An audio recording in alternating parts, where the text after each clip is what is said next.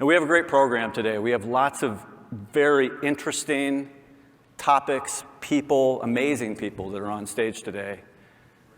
Our first guest is outstanding. I'd now like to welcome to the stage MOsley WOtta, an internationally renowned musician, writer, and artist, to deliver a spoken word piece on building opportunity.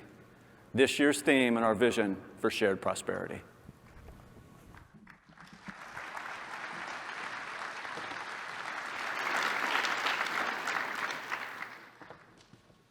Hey, hey. Hello, hello. How are you? What's up, Josh? So like the atheist who puts the horseshoe above his door, these words will work even on you, even if you don't believe in them, okay? This is a Building Opportunity Conference. I live in Central Oregon. If anybody wants to lean into the generosity, I need a house. Okay.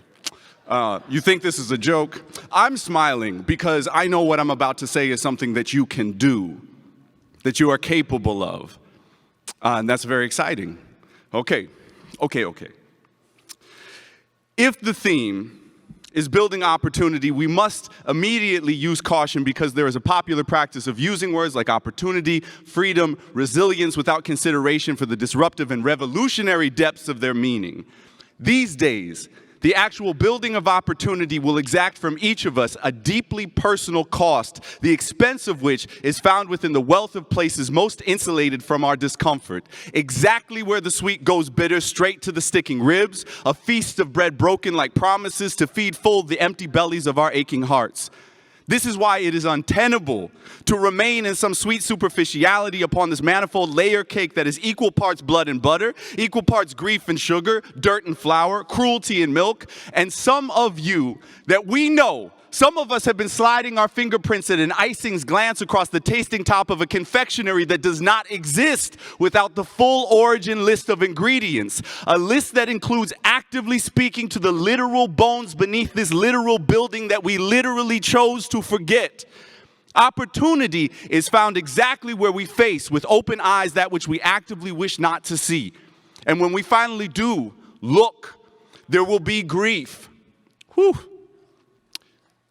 We must give over to this. We must give in. We must look in to ourselves and cry in to ourselves. With each drought and drowning, we must participate. Pour into your cupped hands the declarative pain, coursing the channels of our varied experiences. Cry until your eyes burn from water held back too long. Weeping like the walls of a river dammed. Cry until these stated lines become blurry and each flag appears as an indistinguishable twist of color, tattered by the clearing rains and worn through by the unseen winds. These are the ghosts with which to speak, with which to grieve and ask reprieve. Cry until you are no longer embarrassed by the keening moan of your mending song. Include yourself in this before your title, before your business, before your tilt to party lines. Calculate the equation of opportunity success upon this most basic of formulas. More denial, less care. More care, less denial. Folks, here is what I know. Espousing rhetoric that assumes the often unconscious proliferation of statements like, for example, this country is more divided than it has ever been as a status quo, unblinking, normative thing to say does not, to my ears, ring true.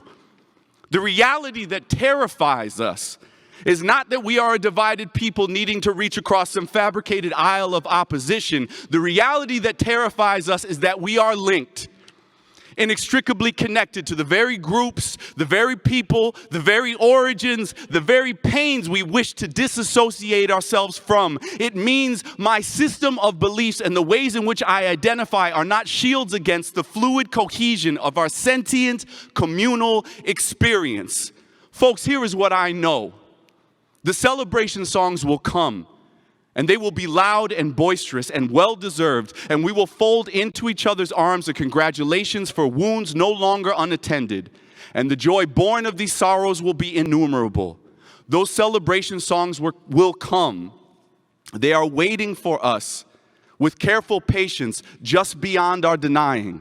In the unseen night shifts of our daily practice, in the sequestered regrets of memories no longer beaten back, This is where we will find opportunity, waiting like open arms for our open eyes to look at that which we actively claim not to see.